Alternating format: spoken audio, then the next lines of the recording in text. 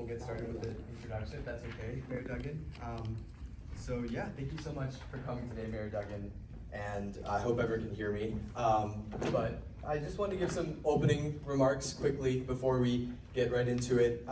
So thank you everyone for coming today to the League for Civil Discourse Fall Symposium of Ideas. My name is Ajay Purohit, and I'm the head of the League for Civil Discourse. And today with our student panel, I'm very lucky and grateful to be joined by my leadership team of Reza, Harian, Tui Bullock, and Quinn Song, who've been so helpful in preparing for this whole symposium. And also before we get started, I wanted to take a moment to thank Dr. Randolph. I'm not sure if he's here quite yet, but I want to give a big thank you to Dr. Randolph. This isn't the same event without him, and I think we can give him a round of applause. Yeah, so thank you to Dr. Randolph. I also want to thank Ms. Sterling for all of her help throughout this planning process, and the Green Hills administration as well for their help with this. And along with them, I want to thank you all for being here today, attending our Fall Symposium of Ideas. This Fall Symposium of Ideas ultimately reflects the goals of our student group, the League for Civil Discourse, aiming to spark civil and healthy debate, dialogue, and discourse on topics that affect our world, and especially our generation today in a very polarized current climate.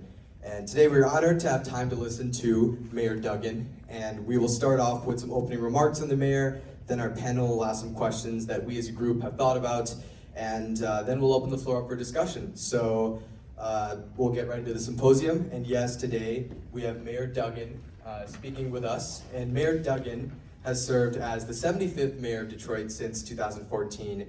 Mayor Mike Duggan is credited for leading Detroit to its transformative resurgence and for rebuilding the city up from recession. Prior to becoming mayor, he served in various roles of leadership, including Deputy Wayne County Executive, Wayne County Prosecutor, and CEO of the Detroit Medical Center. Under Mayor Duggan's 3 terms, unemployment has plummeted, sustainable spaces and energy initiatives have risen, and Detroit's financial state has bounced back from bankruptcy and bloomed. Mayor Duggan has also undertaken the focus of affordable housing and sparked the development of a $203 million plan to provide affordable housing for Detroit residents.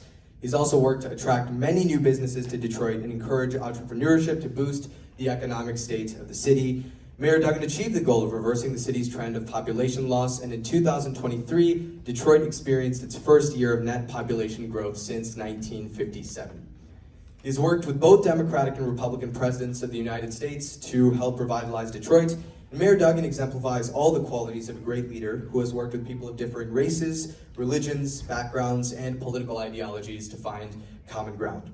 He has truly kindled much hope into the city of Detroit and the people. And today we are incredibly grateful to have the chance to speak with one of the most successful mayors in the country and a great example of leadership and perseverance for all of us. And so please put your hands together today for Mayor Mike Duggan. Well, thank you, Ajay, for the invitation and for the level of interest. Of course, my real qualifications for being here is about 8 or 10 years ago. My son, Patrick, is a Green Hills graduate. He went on to get his master's at Michigan State in sports management. He works for the Pistons now, running part of their game day operations and their community outreach. And he probably have far more interesting stories for you than I do. But it's good to be back in this school. I'll tell you a little bit about myself. Then mostly I want to listen and hear what you want to talk about. But when I was in law school at Michigan and applying for jobs, all of my friends were going to New York, LA, Chicago. And I said, I'm only applying for jobs in Detroit. They said, Detroit? You gotta be crazy. You can go anywhere you want in the country. I said, but I'm from here. I want to change the city. And so I took a job at a little litigation firm in Detroit. And my friends were all in the big corporate offices around the country. A couple years later, really my first year out of law school, I ended up getting some really high-profile cases that I won and was in the newspaper while my friends were still indexing depositions back at some office. And they said, how did you get to do all these big cases? I said, I went to a community where it was small enough I could make a difference, but it was big enough to matter. And from there, Wayne County had been losing their cases. They came to me and said, how about you head up our high-profile litigation? I was 25 years old. And I thought, that sounds good. And you find out working for government, you don't get paid as much, but I wanted to do some things. And then I became deputy county executive. So if you've flown through the terminal at Metro Airport, that whole terminal with the long thing, I built that terminal as a deputy Wayne County executive. If you've been to Comerica Park or Ford Field, I chaired the stadium authority that built Comerica Park and Ford Field. I had a chance to do all those things. And then I was asked to run the hospital system, the Detroit Medical Center. And I spent 9 years running that hospital system in Detroit. I got to learn a whole other business. And when I was there, at the time, the DMC was the largest employer in Detroit. We had 14,000 employees. But the city of Detroit was headed to bankruptcy. If you drove down the streets, half the street lights were out. If you called 911, the ambulance didn't show up for an hour. The grass was overgrown in the parks, hadn't been cut. And if you want to talk about civil discourse, here's what you find. As the city was sliding into bankruptcy, and you turned on the TV every night, there was nothing but fighting.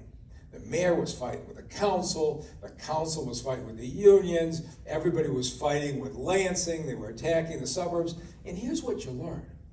When you're in a situation where you're in politics and everything's declining, and you got to go to the voters and run, you don't have anything good to tell them.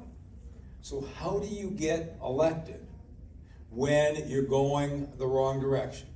You get really good at blaming somebody else. Because if it's you, you can't win, right? The people that were the best at blaming other people for their problems got elected mayor and council. And the campaigns got nastier, the discourse got nastier.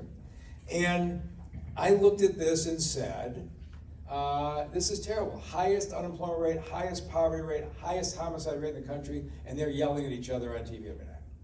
So I said, I'm going to try and run for mayor. Now, the city's 83% African American. There hadn't been a white candidate for mayor for 50 years. And everybody said, you're wasting your time. Nobody in Detroit's even going to listen to you. But the way I ran is I said to the people of Detroit, invite me to your house and I'll show up. And so somebody would call, and I would sit in their living room with 12 or 14 people. And we would sit around and talk. And it was a very powerful experience. Almost every night I was the only white face in the room. And people would not just want to talk about the drug house on their block. A lot of elderly folks in Detroit who had helped build the city would tell me about growing up in the Jim Crow South, the way they had been mistreated as kids, the way they were in used separate drinking fountains, separate bathrooms. These are people who lived it. That's something you study history. I was listening to their story, and they're looking at me like, am I really going to vote for you with my life history? And we would talk, and as we talk, you find out that what divides you kind of fades in the background. And I'd say, let's talk about your block. You got a burned out house next door to you. Yeah, my kids are afraid to walk out. Let me talk to you about what I think we can do. I think we can actually sell a bunch of these houses and get them fixed up, move families in. I think we can get the police to respond faster. I think I can get jobs back in the city. But here's the thing we have to do. And I said this every one of these nights. And night after night, I sat in some really nice living rooms and some really nice houses. And I went to some neighborhoods where they let you in and they locked the door real fast because it was scary in that neighborhood. And every night I finished by saying this. If you're going to vote for me, you're making a decision that us versus them politics in Detroit is over. That's all you can remember what I'm telling you. It's over. If you vote for me, it means in Detroit, it's no longer going to matter if you're black or brown or white. It's not going to matter if you're Christian or Jewish or Muslim. It's not going to matter if you're gay or straight. It's not going to matter if you were born in Detroit or you're an immigrant from another country. If you're voting for me, you're voting for a city where everybody was valued. And oh my God, the politicians, he'll never win saying that.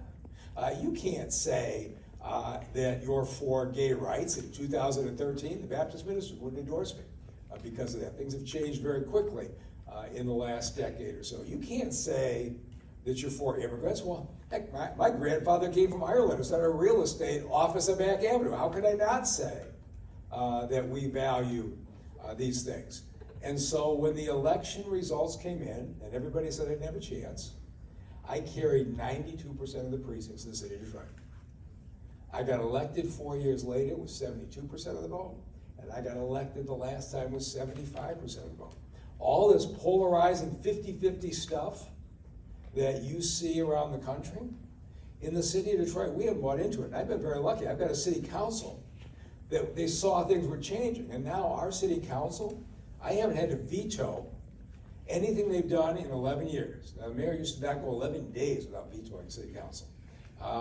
But we sit down and we disagree and we talk about things, but when you turn on the TV, you don't see people calling somebody fascist, calling somebody stupid, all this stuff that you're seeing in Lansing and Washington.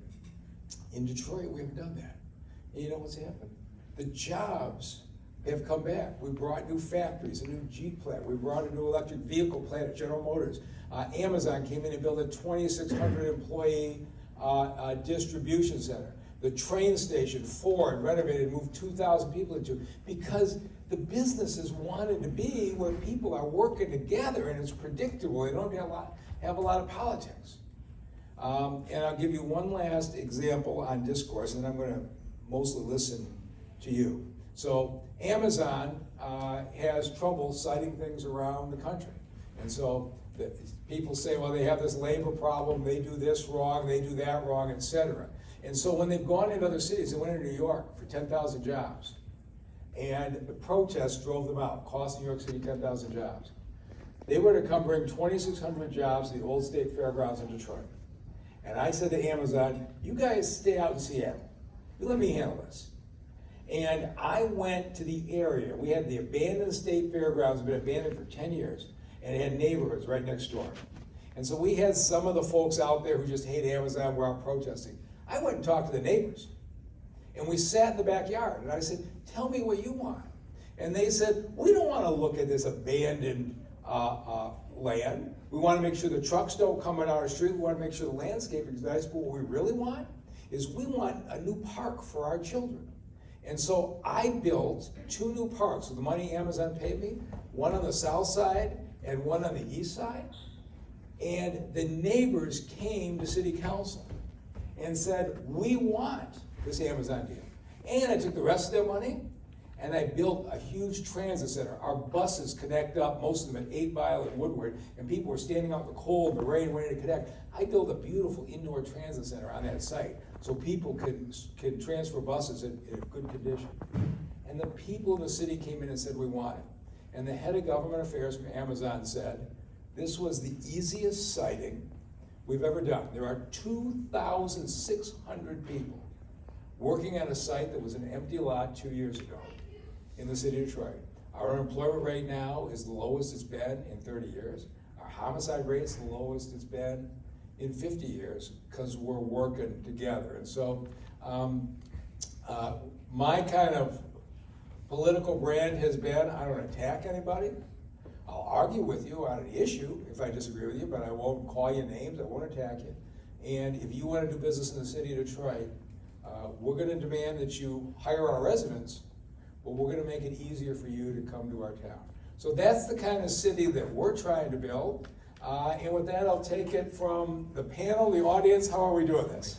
Thank you so much. Thank you so much, Mayor Duggan. And yeah, I think we'll have a few questions from the panel, and then that we've thought about as a group, and then we'll open it up to the floor. And I guess you alluded to it in your opening words, but how on a national scale, political polarization seems to have worsened across the United States, but Detroit hasn't had that brunt impact because of your work.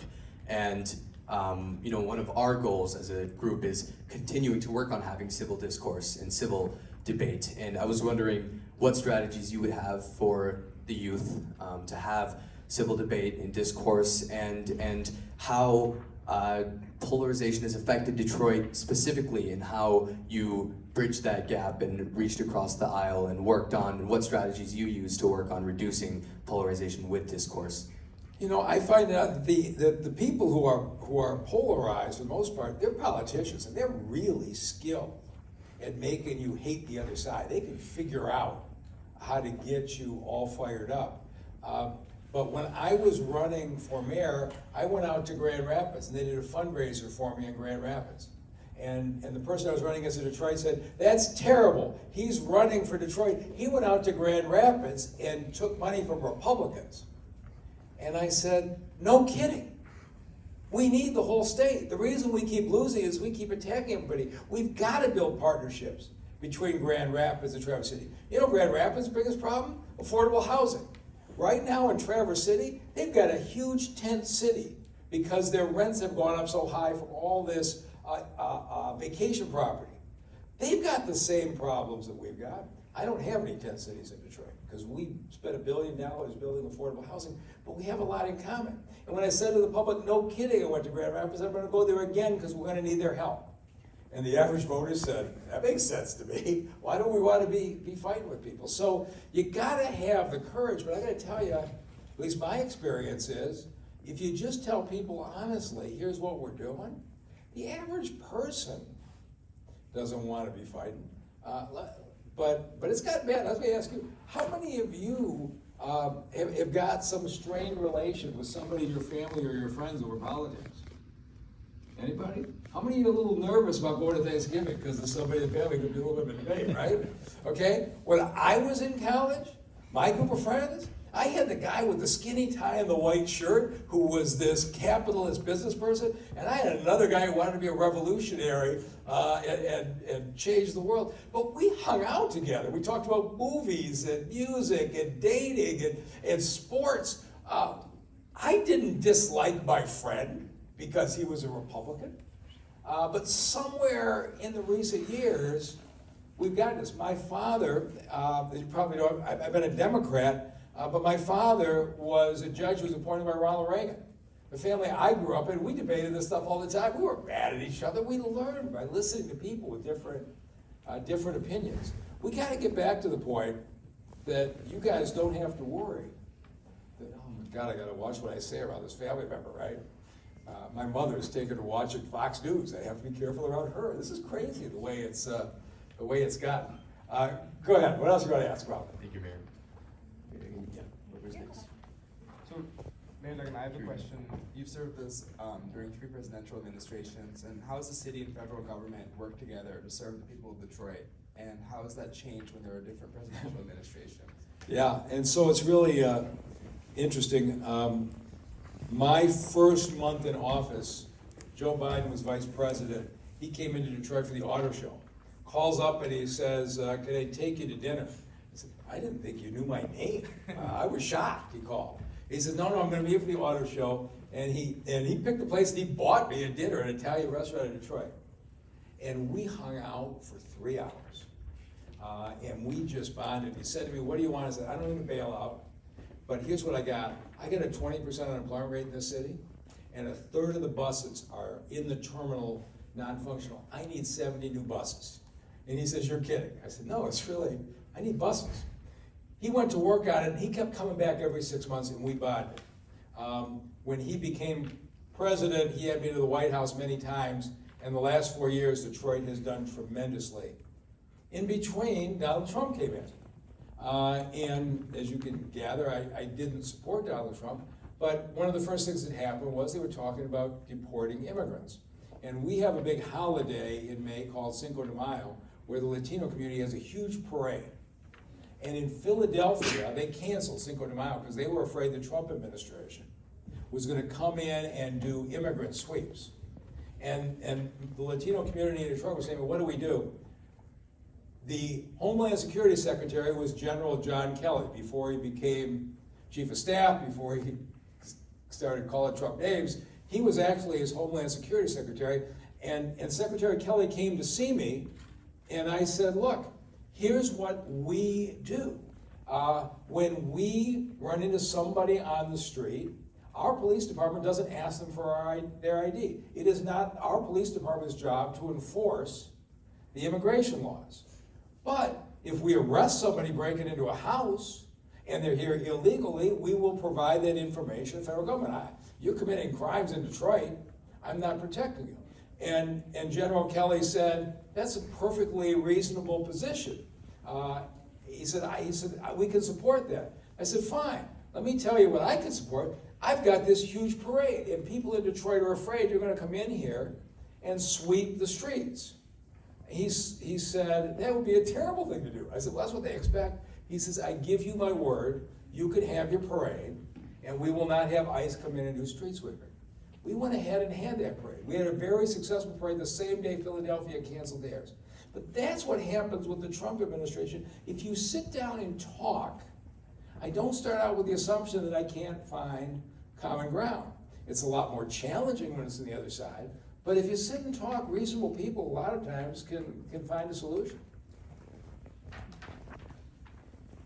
It's no secret historically that Detroit, sorry, I'm Tuli again, and it's no secret that historically Detroit has struggled with income inequality and with equality based on race. How have you worked to ensure that all Detroiters of all backgrounds can reap the benefits of Detroit's background equally? So I give you an idea. So in the 10 years before I got elected, 200,000 people moved out of Detroit. They just left. Imagine the entire population of Ann Arbor and the entire population of Ypsilanti, and plus throw in Saline and Chelsea. Imagine if every single house was empty in 10 years. That's what we had. And I was running for office then. I didn't get elected by the people who left. I got elected by the people who stayed. And they thought I was going to fight for them and make sure they were taken care of. And so there's a lot of different ways I did it, but I'll give you probably the best one. Fiat Chrysler, what is now Stellantis, was looking to site a Jeep plant with 5,000 good-paying jobs somewhere in America. And most of the big factories have gone to South Carolina, Tennessee, and Alabama, and in the South. And I was convincing them that I could close a street and create some room, and they could build that plant in Detroit. And so I said, here's what we'll do. I'll acquire the 150 acres, and you can put the plant there. I only want one thing in exchange. And they said, what's that? And I said, I want you to interview Detroiters first for these jobs. And I will give you a list of qualified Detroiters. And if you don't have Detroiters, hire anybody else you want. But do that.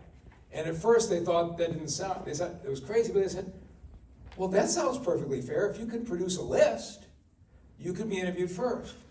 That was a deal we signed. And then I did fairs all over the city, churches and restaurants, where we said to Detroiters, you're going to be first in line. But these jobs are hard. You're going to be on your feet all day. You're going to have to pass a drug test. You're going to have to pass a math and reasoning test.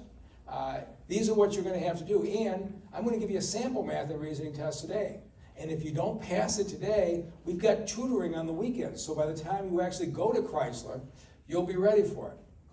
Chrysler hired 5,000 people, $60,000 jobs with benefits to start. All 5,000 were from Detroiters.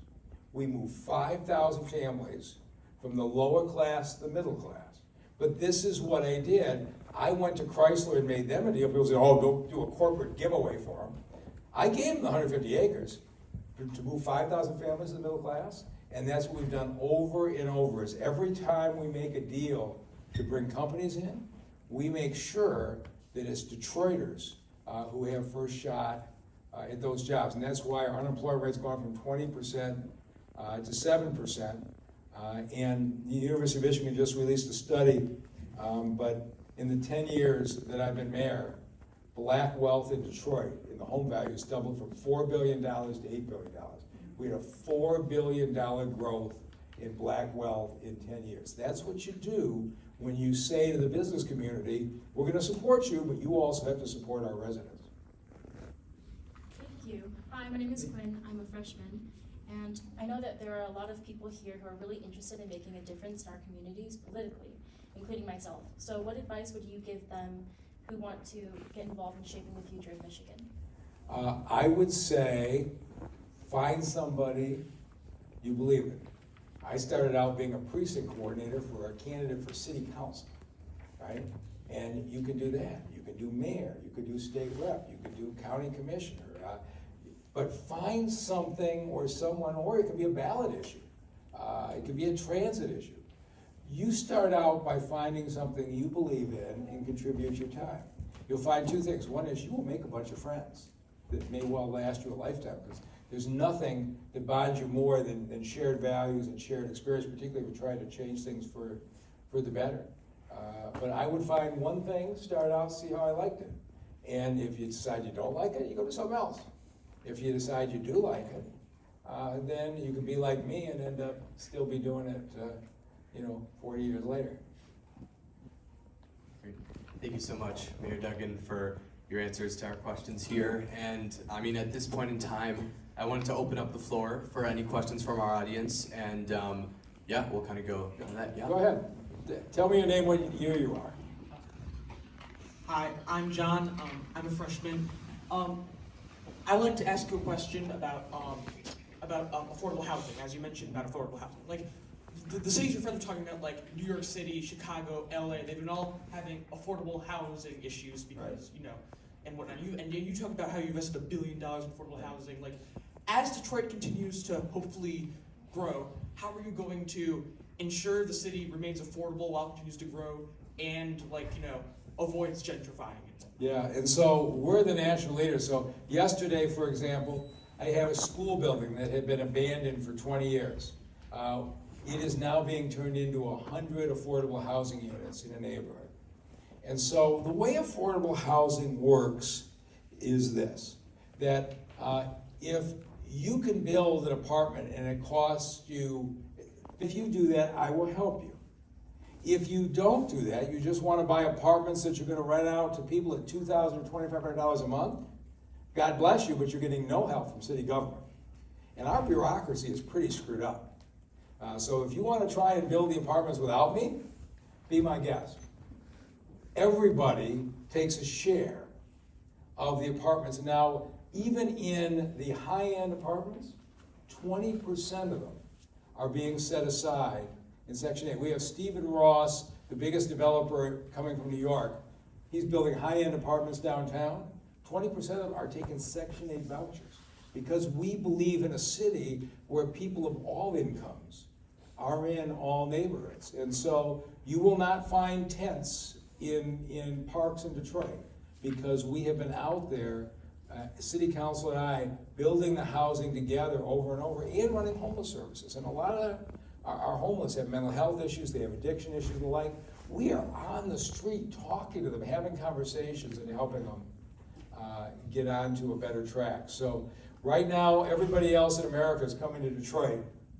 When they come here, they say, if you've been to Chicago, if you've been to Washington, if you've been to New York, they got 10 cities all over the place. They say, how come you don't have tents in Detroit? I said, because we're different. We value this, and we don't spend time attacking each other. We just go out and solve the problem. Other things. Let me ask you guys something. The #1 state in America last year that lost the most people under the age of 24. You know what it is? Michigan. Michigan has the single biggest loss, net loss, people under 24. State with the single biggest loss of people under 34. It's Michigan again. We have got more of our young people leaving the state than any other state in the country. And so maybe you guys could answer a question for me.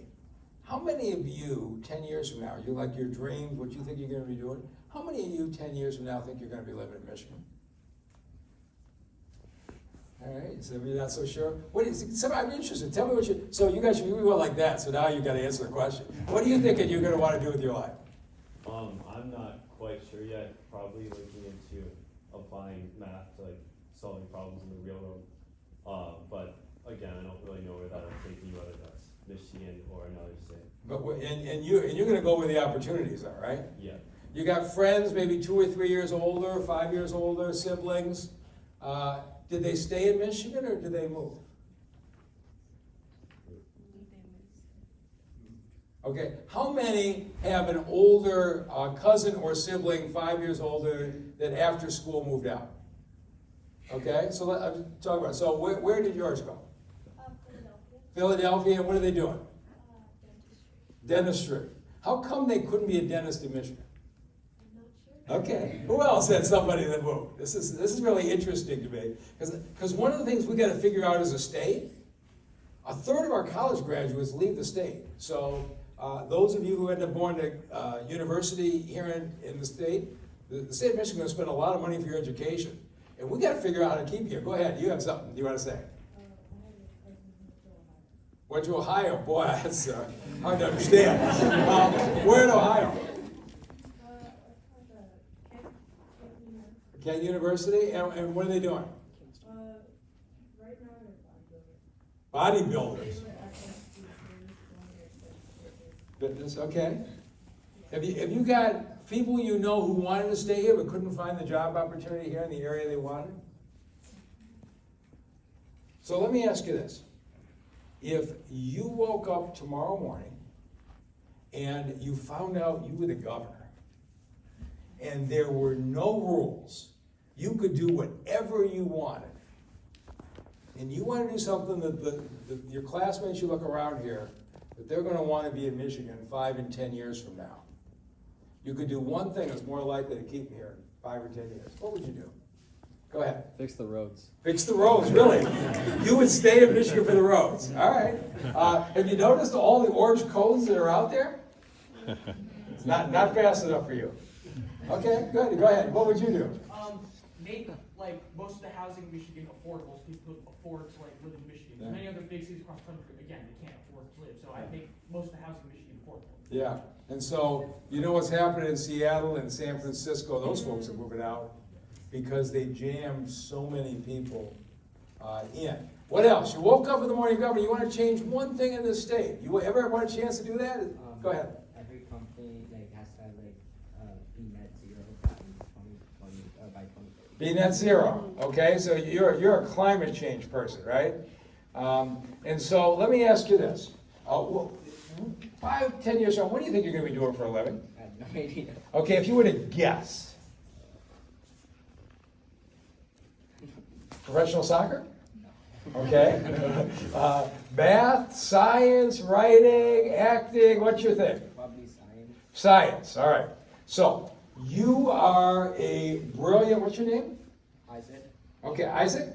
Okay, so you are this brilliant rising scientist, and they want you out in Silicon Valley, they want you out in Boston doing biotech, and you got a job here in Michigan. And they have a really good opportunity in California and a really good opportunity in Boston, but they are net zero by 2050. You stay in Michigan because they're going to be net zero? Yeah. All right, you're my hero. All right, other things, what would you do? Go ahead, yes. For me, I would increase youth programs out in more suburban areas. And what kind of programs would you do? More so STEM and also programs. So more STEM programs. Yeah, there's a lot of areas in the state. You guys have been privileged, I think you know that probably, for the STEM exposure you've had. We're close to University of Michigan. That's why Yeah, yeah. So yeah, but we need more kids. To have more having exposure at an earlier age. Anything else? This is your last chance you're going to get for a while to be governor. Go ahead. So I think there's a lot of people receiving high-level education, like from the University of Michigan, who right after are going to go somewhere else. Right. Increasing job opportunities for common degrees from U of M, where you're already partially incentivized to stay just because you've been living there, like STEM-related fields. So you have some kind of incentive to start your career here. That's an interesting idea. Okay, what else would they do? Yes, what would you do? Try to make like the cultural and social scene around metro areas in Michigan a little bit more like vibrant, because I feel like there's kind of just more going on outside of job opportunities on the West Coast and the East Coast, and I think a little bit of that is lacking, at least in people's perceptions in Michigan, and I think that could be a big factor. So your quality of life, I think the activities, cultural activities, how many of you would think that would be important in the way you choose to live? All right? How many of you have been to Detroit in the last year? Okay? So you've seen, so tell me your name. Mason. Mason, so you and I think alike. So I have been trying to figure out exactly that. How do we make Detroit a place that's cool, that our talent's going to be. And so I went, for example, and I got the Detroit Pistons to move back down from Auburn Hills. Now, we have the only city in America where all 4 professional sports teams are downtown. But what that meant is all the concerts are in downtown Detroit, as well as the sports events. Then we've got the festivals at Campus Martius. How many of you have been down our Riverwalk? You see, isn't that amazing? That's been built in the last 10 years, right? USA Today says, best Riverwalk in America. And then, so here's what I had to do. So Bill Ford, the Ford Motor Company's got ties to this school. Of course, his kids were here when my son was here. He says the problem in the auto industry is, 10 years ago they were saying Google and Apple are going to build all the cars. They're going to wipe out GM and Ford because these cars are computers on wheels. It's all going to Silicon Valley. And Bill Ford says, I can't compete with that if I don't change the way we operate. We can't be in a system where the vice president's on the 11th floor and the executive's on the 10th floor, this person on the 9th floor. He says, I want to create a whole place where our folks can design the cars, the electric vehicles, the autonomous vehicles of the future together in a whole new environment. He was looking at Silicon Valley, and he was looking out near here. And I went and pitched him. And I said, your students may come out of the University of Michigan, and there's a lot of talent in Silicon Valley. But you know when they graduate from U of M, where they want to live? They want to live in Detroit.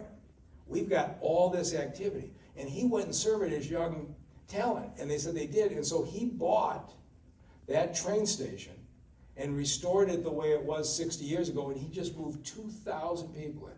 But he moved him in because I convinced him that we could create an environment in Detroit that he could attract the best talent from across the country. So I'm trying to go the direction you're going. We're going to find out over the next 5 or 10 years if we get there. But that's a good idea. Go ahead. Yes, you got more ideas than anybody in the room. Go ahead. More, I think we should also create more programs. Well, actually, I think we should create more programs that help increase that community. Yeah.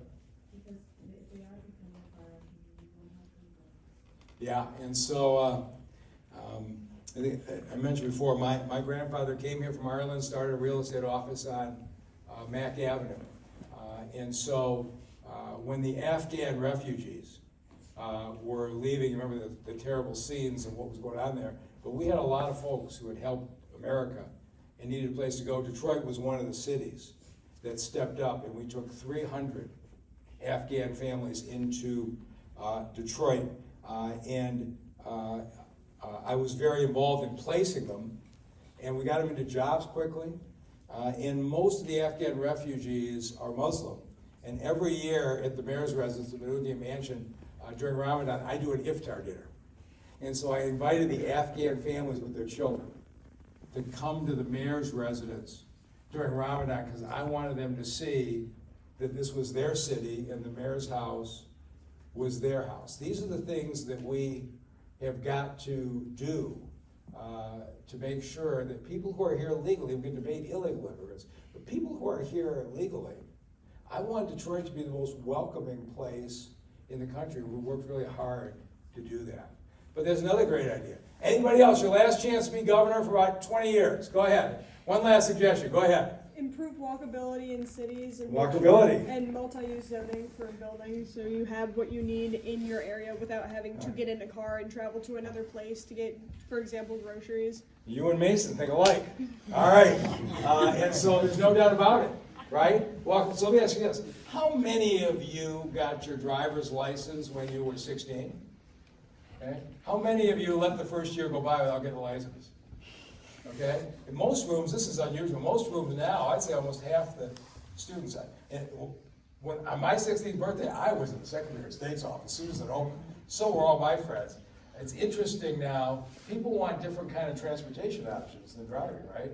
And so one of the things that we're trying to figure out as a city is, are we close enough to be walkable, and what other options do we have?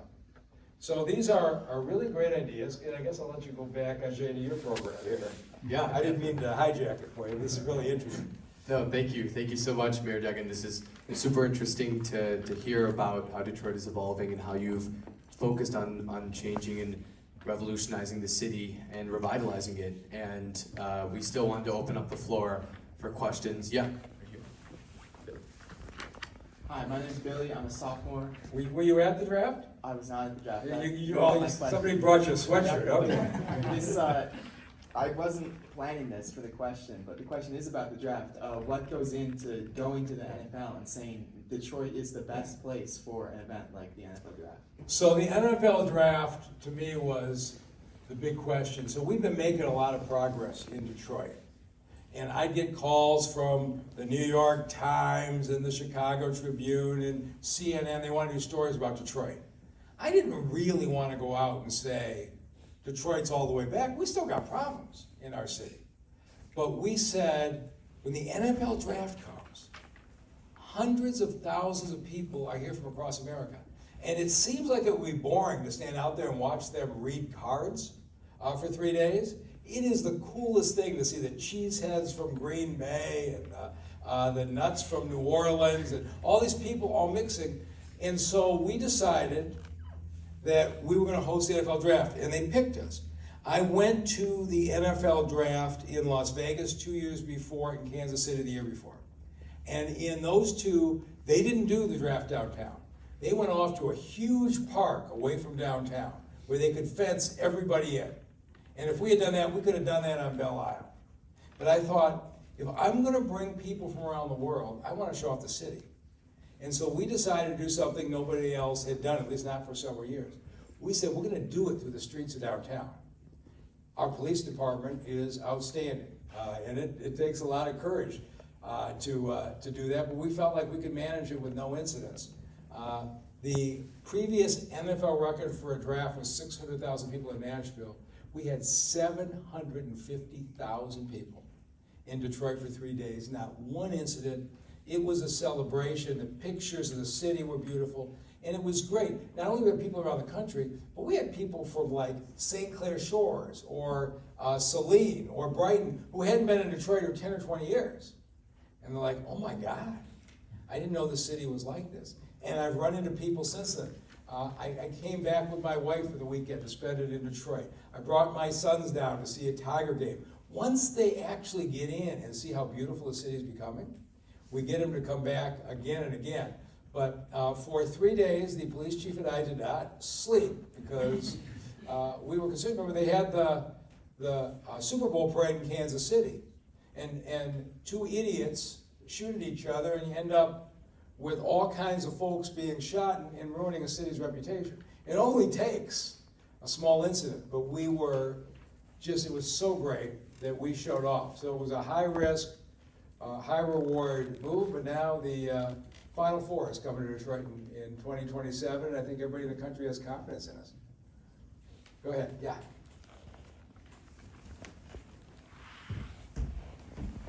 I know some people already touched on like affordable housing, and my dad did help do some development in Detroit for affordable housing. But one thing he also helped with was like small business owners, not just like black-owned businesses, but just small businesses in general. And I was wondering how you were thinking about promoting more businesses in Detroit and that area of the economy. That's a great question. Anybody here heard of Motor City Match yet? Who here thinks they're going to start their own business someday? All right, so here's what we have done. When I was campaigning, I was in all those houses. We have a whole lot of people in Detroit who are talented, who have real drive. They don't have wealthy family members that can write them a check to start the business. And so a lot of Detroiters were being left behind. And so I started this competition we call Motor City Match. I got a bunch of the charitable organizations put this in. And every single quarter, we give out $500,000 in grants to new business startup. $50,000 each, we pick 10 a quarter. We get 300 applicants who write business plans and have their ideas. And so we take the best of them. And they can take our $50,000 grant and they can go to the bank and get a loan against that and build up. So we started it off. We had somebody open a bridal salon, somebody opened a fitness center, somebody opened a hardware store, somebody opened, and tell you for sure, is if you go to Ferndale, there's no Motor City Match. But you come to Detroit and we'll support your dreams. Go ahead. Yeah, I really admire. Oh, sorry. I'm Owen. I'm a junior. I really admire the way that you made it personal. You went to people's homes and talked to potential voters and made sure that they were heard, and that you were doing things for them. And I was wondering if you've noticed that political efficacy rub off on other political constituencies or the city of Detroit. So it's going to be, you're going to get a chance to watch it. So life is interesting. I went to high school at Catholic Central in Detroit. And when I was a freshman, Coleman Young got elected first African-American mayor in the city's history. And my black classmates were in tears cheering. And I'm a freshman in high school, what do I know? And I said, why is this so important? Anybody can be elected mayor. And they said to me, if anybody can be elected mayor, how come it's the first time in 150 years somebody who looked like me got elected, right? At a point. How many barriers were there?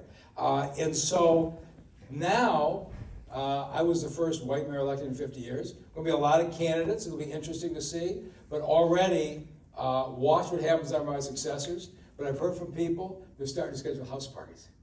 Because the people of Detroit now expect that if you're going to ask for their vote for mayor, you can't just put up billboards and buy TV ads. And so if you guys pay attention to the race in Detroit, I don't know who's going to win, but I will predict that the person who wins goes to a whole lot of houses, because that's what people in Detroit are going to demand now. And so hopefully I've changed politics for the better.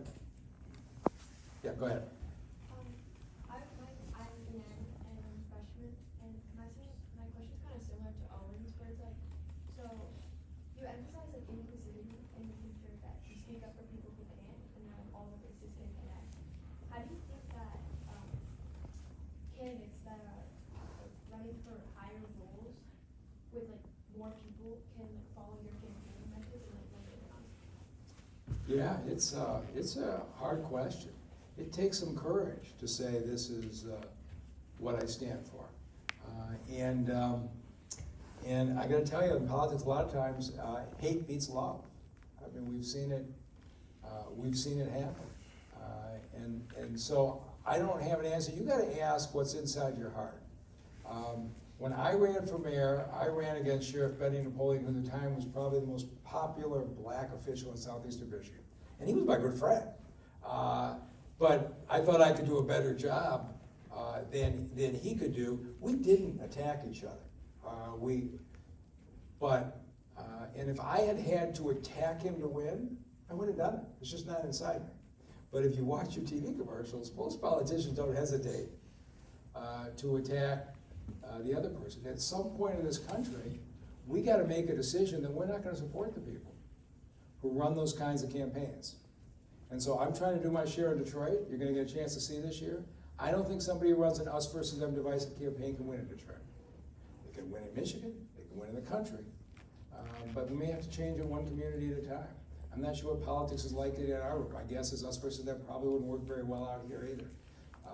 So I guess we got a councilman's daughter here who can tell me better than I could. What else you want to talk about? Yes? I wanted to ask about how would you expand the downtown area, knowing that there's suburban areas surrounding it that kind of stop the growth of the city? Well, the city boundaries have been set for 100 years. Right. But I have plenty of vacant land inside the city. I don't need to acquire anybody else. I just need to fill in what we're doing. And so, has anybody seen what we're doing on the solar fields? Okay, our climate change guy here, right? So, here's what I got. I told you 200,000 people left.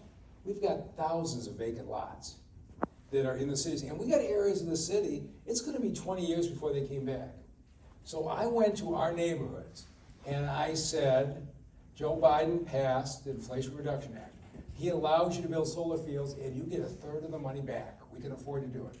I got 150 city buildings. I want to power them all with renewable energy. I want to build solar fields on these neighborhoods. And underneath the solar panels, I want to have urban garden. You can grow vegetables that could feed the community. And I said, I'm only going in the neighborhoods where you propose that I come. And we had neighborhood leaders across the city. We are now building those solar fields in areas where the neighbors never thought they were gonna see anything, and now they're gonna have beautiful solar fields, and we're gonna help fix up their houses. So I don't need to acquire more land. What I have to do is take the land we have and put it to good use, and those are the kinds of things we're trying to do. Go ahead. So this is kind of a topic, a major subject, but what made you decide to like a professional switch from like law into more like a political side to like make a difference in the state? Everybody has to decide inside them what they're doing. And in everybody I've met, there's some mix from making a lot of money to trying to make the world better. And everybody falls on one end or another. You got Mother Teresa at one end, you got Elon Musk on the other end, right? But pretty much everybody else is somewhere in between. And you got to make a decision in your life. It wasn't like I wasn't getting paid well by normal standards. I've been paid just fine in these government positions. But when I was a kid growing up in Detroit, Detroit was a magical place. I mean, it was beautiful, it was huge, before the auto industry collapsed. I watched my whole life as things were taken away. The factories closed, they went to Mexico, people were thrown out, the movie theaters moved out. You won't find movie theaters in Detroit, restaurants moved out. And there was something inside me that always thought that was unfair. And I felt like I had an ability to maybe turn that around. And so it was what motivated me. But each of you has got to decide. Now, for a while there, I spent 9 years running a big hospital system, so I got paid really well. Now, there was a job where you got to help save people every day and get paid good money. But you're always going to have something on the range. Dan Gilbert is the wealthiest guy in Michigan. He spends $50 million a year in charitable giving to help build the neighborhoods of Detroit. So you can find a way, no matter where you are in the spectrum, depending on what you value, what you want to do. But if you make a lot of money, you can help a lot of people. Yeah. What do you expect going forward in the next terms for Detroit and nationally? Nationally, I have no idea. I was able to work with the Trump administration the first time. We'll see how that changes. Detroit, though, Detroit's going to do well. When I started, we had 47,000 abandoned buildings. Now we have 3,000. I would have loved to have been the mayor of a city who only had 3,000 to start with. We had 20% unemployment rate. Now we have 7%. We had 400 murders this year. We're going to have 200. We've cut it in half. So the next mayor starts off in a really good place, and the people who are running for mayor, most of them had a role in helping to do this. So I think Detroit's going to do really, really well, and check in with me in a year about how they do in Washington. I want to try to hit everybody once if we can. Go ahead. You're sneaking a second one, but that's okay. Go ahead. Earlier on, you talked about how political polarization affected Detroit, and I'm wondering how you think we could possibly bring the work together mindset to a national level. Yeah, and when I talk about division, I got to tell you, there is division, of course, the far right. There's also some pretty intolerance on the far left. I mean, the Democratic side has done our share to drive people away as well. And as I say to my friends on the left, when somebody disagrees with you, you can't be calling them names. You can't be calling them corporate Democrats and sellouts and all that, because you're driving people away. And of course, those on the far right, have something, Democrats are not real Americans. But I think it's just every day, try to get people to say, can we disagree with each other without calling each other names? I thought it was a big mistake that we ran a presidential campaign to label Trump as a fascist. It was just a dumb strategy. People weren't changing their minds because you called him a name. And so it happens on both sides, and we got to try to get away from it. Yeah. U.S., us, where we see ourselves in the next 10 years. So where do you see yourself after your term ends? And are there any new issues you want to address? So, I'm trying to decide what I'm going to do. But the one thing that interests me is I only want to get into something if I can change something. I never wanted to be mayor. I didn't get up one morning saying I wanted to be mayor. I did want people in Detroit to stop being forced to move out of the city. I wanted them to stop being unemployed. I wanted them to stop having parks that were overgrown. But I look at the state of Michigan right now, and our biggest export in Michigan is not automobiles, it's our young people. And it's been true for a long time. You go back to 1990, worst state for population loss is West Virginia, where they closed the coal mines. Second is Michigan. This has been going on for a long time. And so, if I did something else, it would be to try to figure out what we do so that people are 18, 22, 26, 30, who are going to make a whole lifetime where they want to be, to make them want to have their home in Michigan. I don't know if that's possible or not, but if I do something, it'll probably be for that. Okay, somebody here, so I have their hand up. Yeah, you, go ahead. Yes, so you're talking about, so a couple of years ago, there were the George Floyd protests Right. about police brutality. Right. And talking about the police, so how are you going to make the Detroit police force a police force that serves the community and doesn't, like, you know, do police brutality and whatnot? Detroit Police Force does serve the community.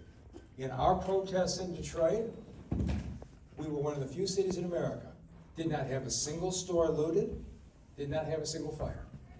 Because we have a police department that when body cams came out was the national leader, first police department to say, we want cameras on so you can see what happened. We have a police department that has a relationship. But again, this, I'll tell you, you know, give them what you want. Coming out of that protest, and people say, defund the police. I said, defund the police? If you've been in a neighborhood meeting in Detroit, there's not a single person in Detroit that wants fewer police officers. They want more police officers. But what people are saying is, you can't police your way out. If you're going to prevent crime, you need community violence initiatives. You've got people who have credibility in the neighborhood. And so at the same time, I gave our cops $10,000 raises and I got attacked by people on the far left. You're supposed to defund them, you're supposed to give them raises. I started a huge community violence initiative where I took 6 groups that are activists in the city of Detroit. They were in the streets every day. And each one of them took a 4 square mile boundary. And I said, I'm going to fund you every single quarter for the next 2 years. You have to be in the high schools, you've got to be in the neighborhoods, you've got to get the groups that are beefing with each other to settle it down, and here's the deal I'm going to make you. We're going to measure what happens to shootings in your 4 miles and the rest of the city. And if you beat the rest of the city in crime reduction, we're going to give you another bonus every single quarter. And if you don't, you won't. I met with these 6 groups yesterday. All 6 of the last quarter beat the city average, some of them by 70 and 80%. We did 2 things at once. They're working hand in hand with the cops. When they see somebody beefing and somebody's going after somebody, they tell the cops. When the cops hear there's this problem, they go to our activists, who then sit down and get the groups in the room and kind of mediate things. 7 Mile and Gratiot, which is known as the red zone, you might have heard of that in Detroit. Last quarter, the shootings were down 80% because of our community violence team that's in the neighborhood. And so this is the way I look at the world. There are people who say, defund the police, we need prevention. There are people who say, forget about prevention, we need more cops. The truth of the matter is, the left isn't right and the right isn't right. We need everything. We have to stop yelling at each other and do all these things together. And Mayor Duggan, you spoke about it earlier about when you were talking about the recent election, but many people in Michigan were somewhat surprised at the strong support Donald Trump garnered in Michigan, and we were wondering if you had any takeaways or thoughts on that. You know, I have 100 thoughts. The Democratic Party that I joined in the 1980s was the party of working people. That the Democratic Party stood up to make sure that those who were left behind, who'd been discriminated against, who hadn't had education, that we were going to level the playing field.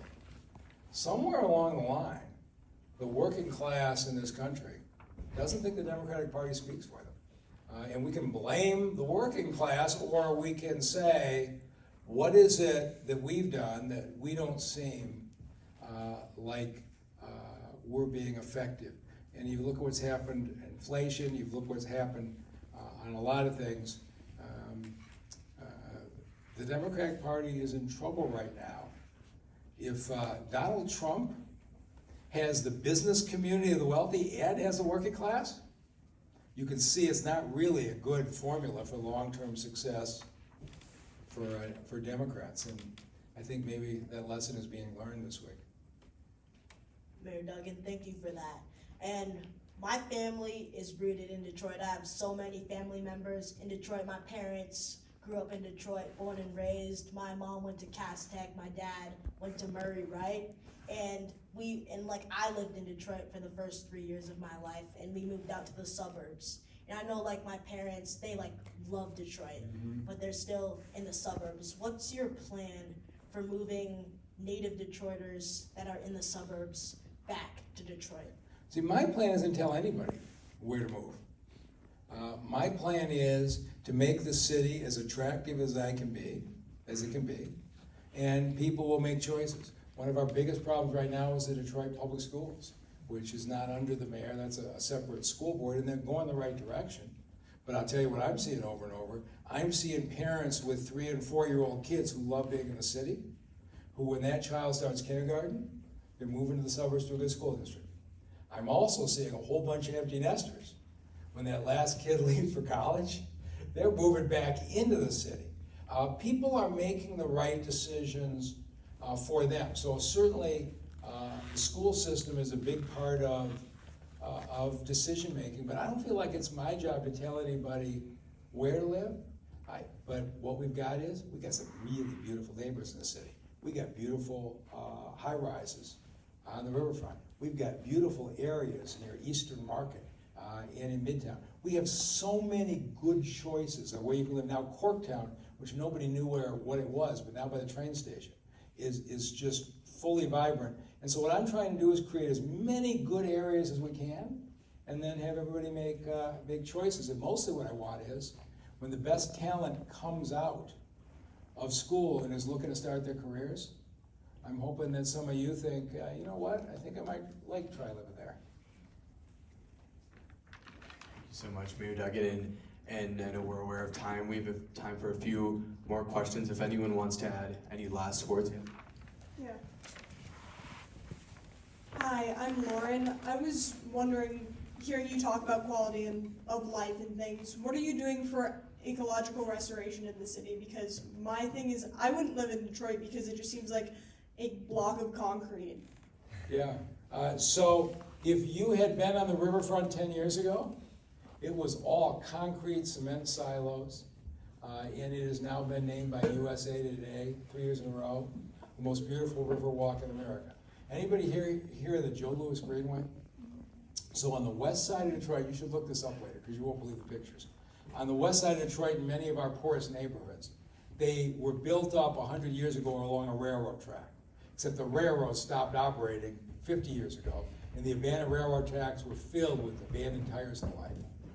I bought the right-of-way from the railroad, and we took out the tires, we ripped out the tracks, and we have built the most beautiful walkway, parkway. And I got people saying to me, I used to have a dump yard in my backyard. Now I have one of the most beautiful parks in the city. We have new houses being built on vacant lots along that greenway, and it stretches 26 miles around the city, reaching every corner. So these are the things, we talk about blight to beauty, and every day my team goes in thinking, how can I create beauty? And I think we have a long way to go, but there are a lot of areas of this city. We've got a vacant lot program with the neighbors, where the neighbors can say, I want to put a garden, I want to put a farm, I want to put a park in. We give them the vacant lots so the neighborhoods can beautify it the way they want. This is what you got to do, but it's basically one neighborhood at a time, building beauty. But I tell you, the people who are doing it are finding it very rewarding. Go ahead. What would you do about the amount of voters?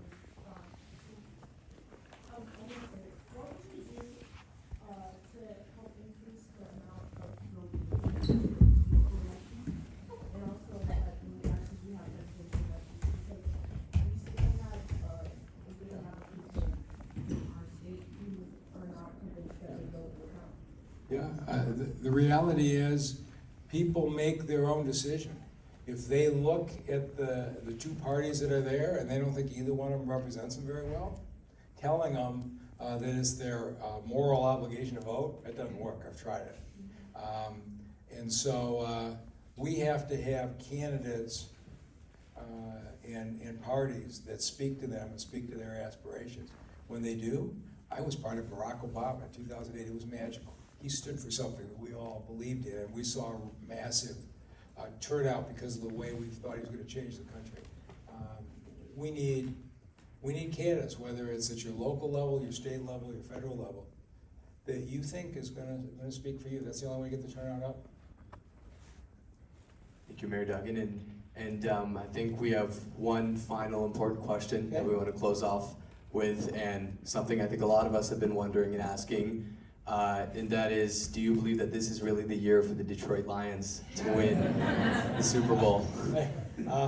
Don't they look good? This is going to be a special year. So I shouldn't say this out loud. You have to turn off the recorder. But we are actually planning the Super Bowl parade. The same people who did the NFL draft. So it's better to be prepared. A year ago, I was on a radio show. Somebody called in and said, "Are you preparing for a Super Bowl parade?" And I said, "No mayor of Detroit has ever been asked that question before." But this could be the year. All right. Thank you all very much for being here.